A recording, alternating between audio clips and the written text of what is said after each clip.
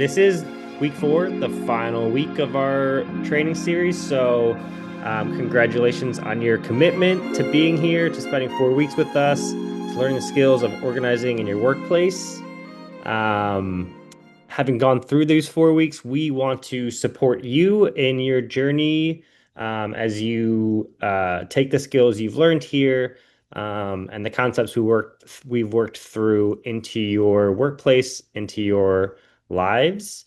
If you're currently organizing your workplace and you want more direct support, EWalk, apart from our training, that's the other thing that we do is direct one-on-one support with workers. So if you need support organizing your workplace and you haven't reached out yet, please fill out the support form and get linked up with a volunteer organizer, usually someone in your area or someone in your field. Um, the other things you can do to support are to become a sustaining donor. That's the easiest way to support what we do on a consistent basis. Um, and lastly, please look out for our Fellows program, which is a 6-week cohort for active organizing campaigns. So check out the links in the chat for more information about those opportunities. And if you're eligible, you thought the and you sign up to join the Fellows program, you'll receive an email about applying for that.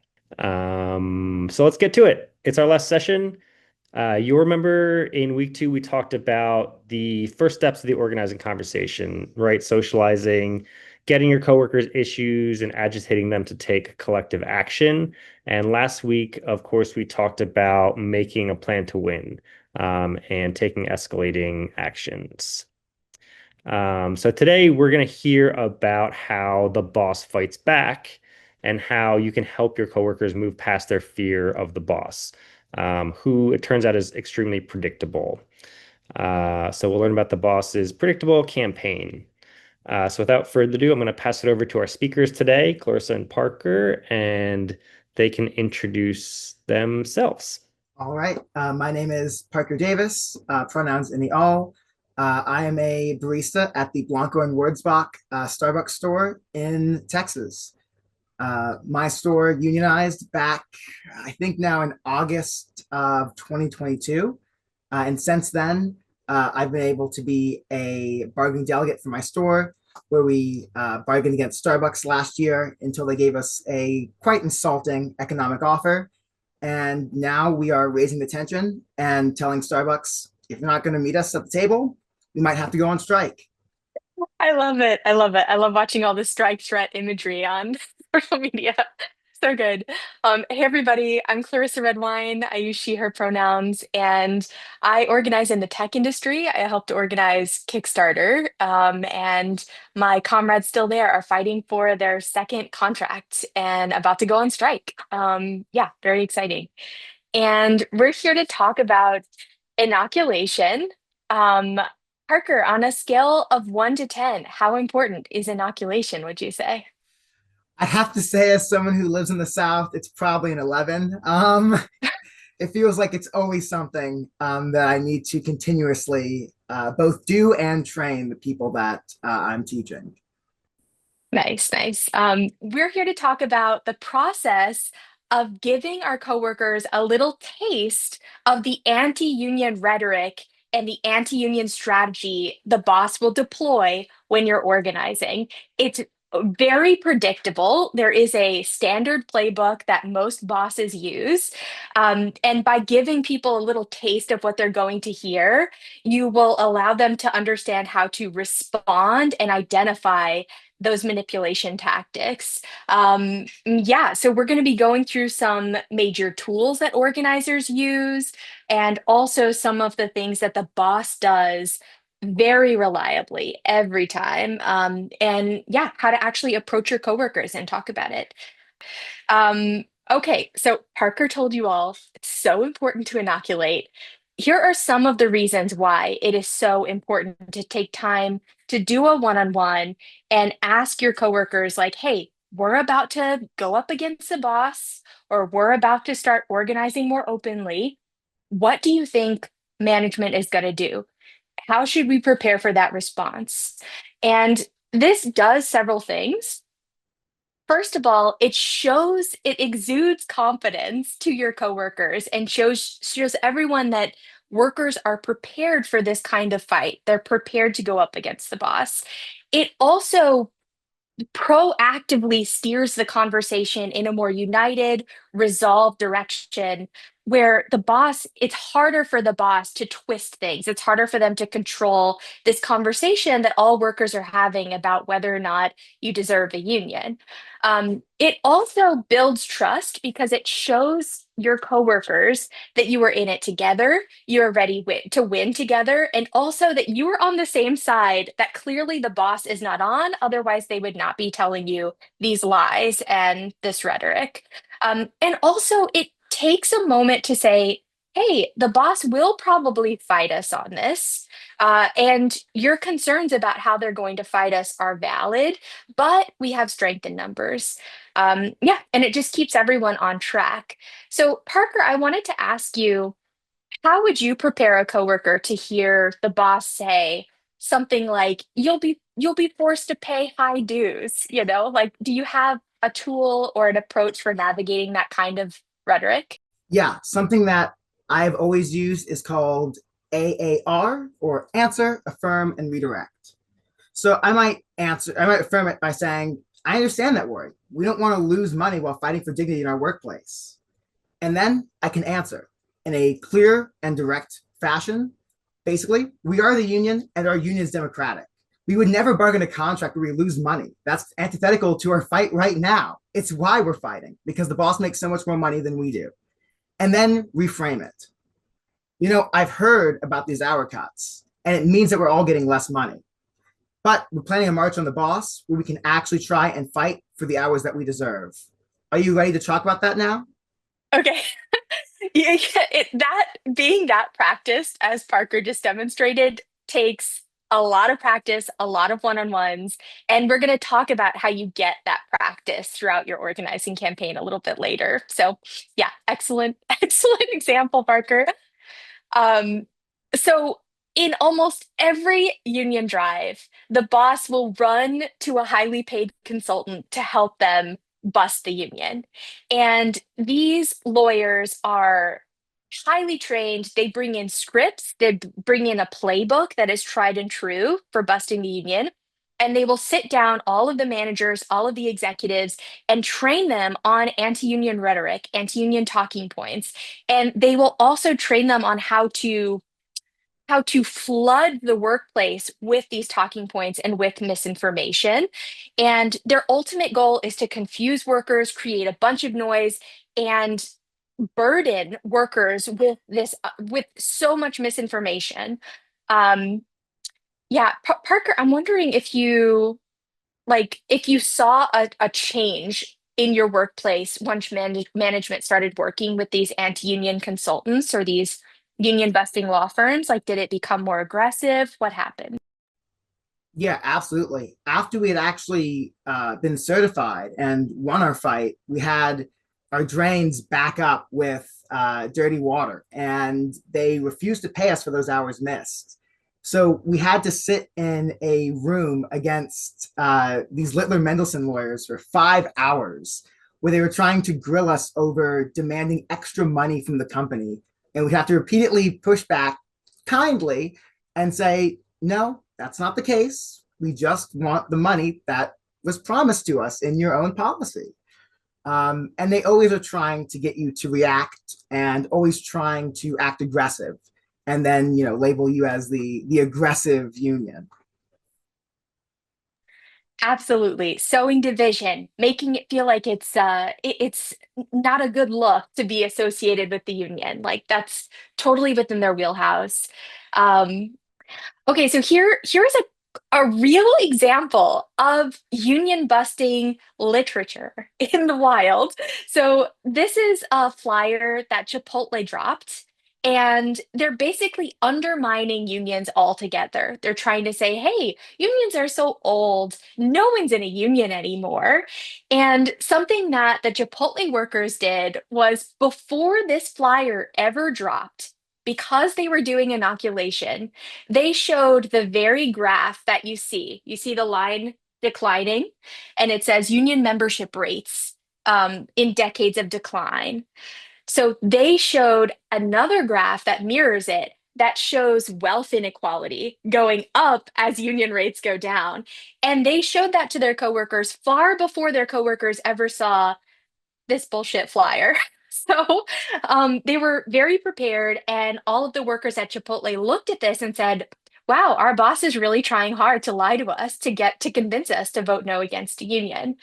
Um, I think, do we have another example of this as well on the next slide? Yes. Okay. This is another example at REI. You know, they're basically trying to insert doubt of whether or not a union can win you anything. They're saying, what are the healthcare benefits that you can expect once you have a union? Who knows? You know, they're basically just trying to say there's no guarantee. Um, and yeah, Parker, did you see any of this kind of stuff come from Starbucks? Yeah, I mean, it was pretty blatant. I think the week before we were going to vote, in everyone's tip bags, they put little slips that basically, said, "Oh, Starbucks doesn't really think that we need a third party," and we would encourage partners to really think. I'm not entirely sure, but I think it at one point just blatantly said that they suggest voting no. It was pretty blatant in their rhetoric, I would say. Yeah, absolutely. And at any point did it feel overwhelming because there was so much coming at workers that was anti-union? I think at the time, what was more overwhelming is another part, which was more so tears. People saying things like, "Well, I mean, I'm not sure if you need a union. I'm a nice manager." Things like that were a lot more prevalent for our store. That makes total sense. Yeah, we're also going to talk about that other aspect of the playbook of union busting. So perfect. Okay, so like Parker was saying, oftentimes management will try and appeal to workers on a more personal level. And sometimes they will gather you all up for what's known as a captive audience meeting. And captive is self-explanatory. It's like, hey, this is a mandatory meeting or implied mandatory meeting. We want everyone to show up because we're going to give you some helpful tips, helpful facts, neutral facts about unions. That's usually how it's presented. And when you walk into these meetings, you and your coworkers are going to hear what generations of workers have heard before in different ways. So they will say things like, hey, first of all, there's no guarantee that you'll make more money or get health care, like we saw in that flyer before. They'll try to say that the union is a third party, but the union is you. The union is the workers who are pushing back against the boss and winning things at the bargaining table. So that is a very important thing to instill very early on. What is a union? We are a union. They will also say things like, hey, you may not want to go on strike, but they're going to make you go on strike. This is something that also is not true, and you'll need to talk to your coworkers far before they hear this from the boss so that they're not scared by this and reacted by this. So you can say, if we're voting to go on strike, that must mean that we really want to go on strike because we know we can win, or we know something's really important for us. Yeah, they'll say things like you'll get dues deducted from your paycheck. And Parker, I wanted to ask you, did you ever talk about dues to your coworkers, and how did you frame dues? Yeah, I have, I think, a very, aggressive approach to how I confront dues. Because since I live in Texas, it is a right to work state. Technically, people don't have to sign up for dues. And I know that the boss knows this. And I know that I know this. The real question is, who's going to tell my coworkers first, the boss or me? And I'd rather tell the actual story. I tell people that we're going to fight for a contract that gives us more money than we would having right now and still be able to pay dues and get more money. I tell them that the boss is going to say that you actually don't have to sign up for dues. And I tell them why that's a trap, why these laws exist. They're meant to actually destroy unions, not better workers. And if I can tell that story to my coworkers before the boss does, I can actually explain why we need to do this. Yeah, explaining that dues are helping our union run and helping all of the resources that we need. And even our, strike fund is partially supported by dues. So the reason management doesn't want us to pay those dues is to make us weaker. Like that's just a very clear thing that you could probably talk about far in advance before, hopefully before the boss is sitting you down in a captive audience meeting.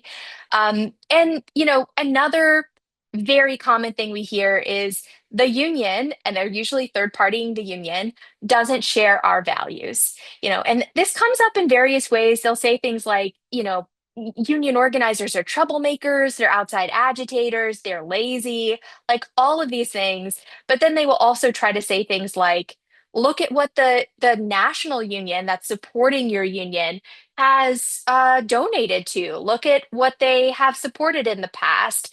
And it's just very important to continue to reiterate that we are the union. So we're determining the values of our union.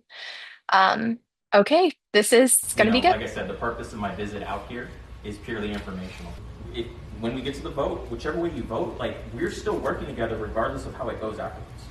Yeah, that's already been decided. Yeah, we've already all decided that we want a union. We wouldn't have signed cards if we weren't informed. So what folks sometimes won't tell you that there's three parties involved. There's the employees. That's one party. One party is the company, management, right? And the other party is the union, which you can choose to have represent you or not. We are the union. Yeah, we are the union. I mean, we don't need the election. You guys could just recognize the union.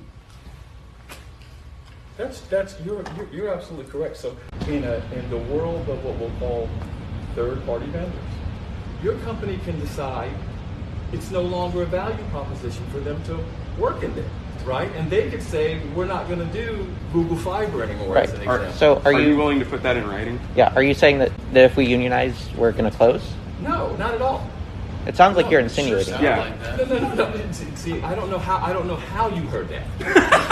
Right? Well, I heard it. I've heard it. Yeah. If you unionize, like it's perfectly within the right of the client, not BDS, to say, well, we're going to go look for another vendor. Right. But it is illegal to threaten. I'm not Action. threatening anybody. That wasn't Okay. a threat. If you perceive that as a threat, I'm just making sure you're aware. no, and I understand that. So what we're asking for here is why we as a collective group decided to go through this process is so that those decisions aren't being made above our heads. This negotiation will happen whether we're talking to Google or whether you guys are talking to Google. Bottom line, we would like these negotiations to have more of our input here from the bottom line. If we have to employ representation, we will. I mean, that's why we're all sitting here wearing red meetings. We love the product. We love our jobs. Helping people. We like helping people, that sort of thing. We're excited for our election. We're excited to be formally recognized, and we appreciate you guys' time. I love that so much. You can so clearly hear a couple things. First of all, they were just cycling through the talking points, right? Like there was nothing creative in that presentation from management, and workers were in control of that conversation. And the reason they were in control, you could feel that those were natural responses based on many, many inoculation layers. Like, this is not they didn't just have a sit down meeting the day before and go through the talking points of management and go through the counter talking points. Like, they had been having discussions for a long time about how to respond to management's anti union attacks. And it came off so natural and so powerful. So that was a captive audience meeting where they sit all of the workers down in one spot and and try to bust the union. They will also use a tactic where they divide everyone up and say different things to different people and also try to suss out where people fall. Are they pro-union? Are they on the fence? Are they anti-union? And in these one-on-one meetings with workers, they highly tailor their talking points to what they think will resonate with the worker. They try to sweet talk workers where they will say, hey, you're a real go-getter here. I could see you being promoted pretty soon. You don't really want to spend your time on this union stuff, right? You want to stay focused and stuff like that. They will also, insinuate rumors. Hey, did you hear the leader of the union is, super sexist? I don't know. They did that at Kickstarter. And yeah, they will just straight up lie about what the union means in the workplace, what the union has done so far, stuff like that. Um, yeah, and they will also say things like, come talk to me anytime. We have an open door. And then they will also use the scary things that we talked about before, like, hey, they're going to force you out on strike or you might lose your job. Um, okay, so beyond talking, there are some times where the boss will escalate their attacks against the union.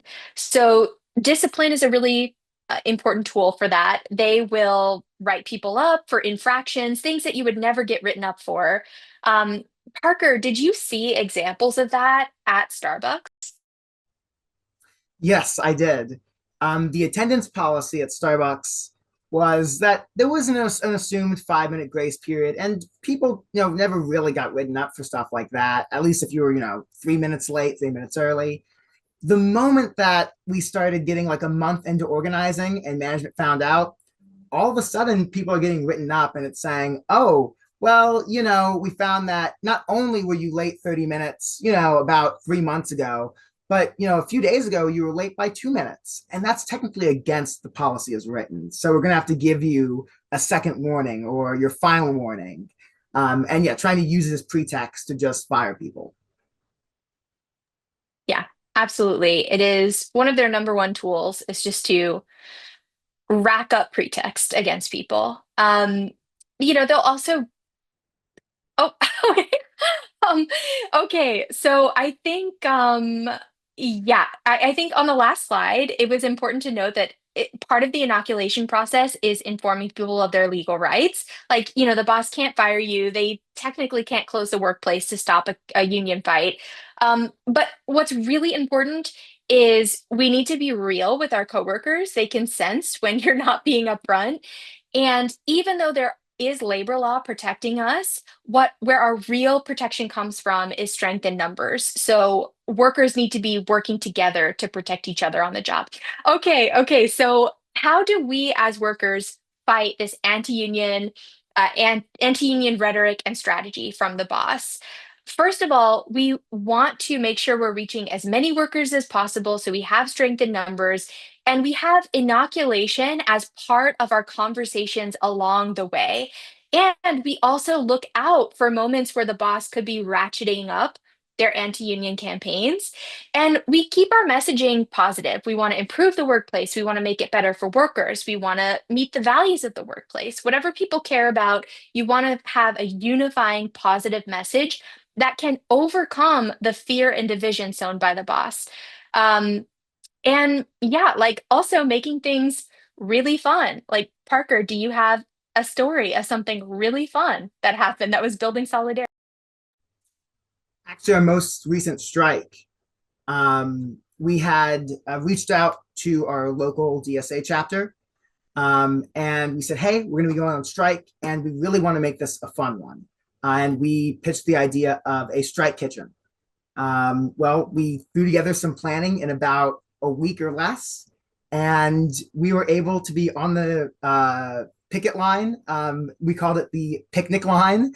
We had hot dogs, sodas, chips. It was exceptionally fun.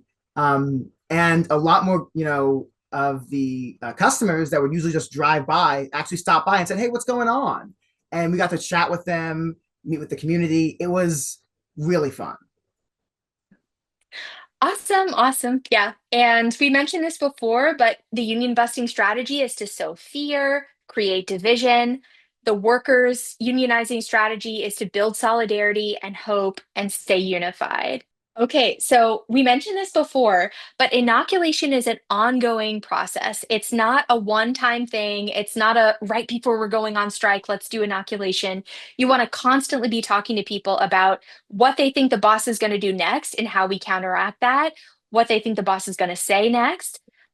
So before every signature, before every action, before every big meeting where you think the boss might say something anti-union, you want to be constantly inoculating. All right, bingo. Time for bingo. Are you ready, Parker? I'm so Um, ready. okay, I know you are. Okay, so this is a bingo card that so many people who are unionizing use because these talking points are so ubiquitous. They're so reused. So I am going to play the boss. Parker is going to play an excellent organizer working. And yeah, I'm just going to say, Parker, a lot of things are changing. Management is pretty concerned about our bottom line. And I don't want us to give the higher ups any reason to look at our store. We've seen a lot of stores closing. I don't want that to happen to us. And I'm afraid this union is going to do that. Oh, really? Yeah, I saw in the news they just closed their lowest profit stores, which happened to be, more union than it should have been, and yet we're still standing. I want to ask you a quick question. How do you think Starbucks generates their money, Clarissa? I think the strategy from the top is really Don't worry, strong. I think I can explain it to you. It's workers that actually make the drinks and sell the drinks. So without stores, there is no profits that are made, right? So there needs to be some stores, and our stores right next to two schools, a Walmart. I'm pretty sure that the company needs us. We've gone on strike many times over too, and I've never heard about this till now. So it's really interesting hearing this. I'd like to ask, could I just get it in writing just so I can remember it? I'll see what I could do. I think I need to talk to my superior. In the meantime, I'll see you promptly at work tomorrow morning. Yeah, Let's not be late again. absolutely. I'd like to remind you that Texas is a one-party state for recording as well. So just keep that in mind.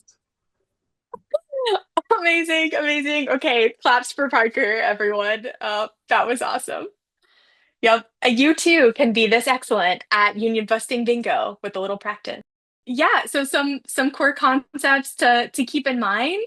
Um, Doing this kind of inoculation before we encounter the boss gives us the bravery that we need to act in the moment and to feel confident when we speak up, which is a pretty scary thing to do. Um, when the boss is coming at us with fear and division, we combat that with a feeling of hope, a feeling of solidarity, and a feeling of pride is also really important. Like making ourselves the protagonists is really important. And yeah, don't lose sight of the vision. Don't get distracted by all of the union busting and stick to a positive, unifying message, and you cannot go wrong.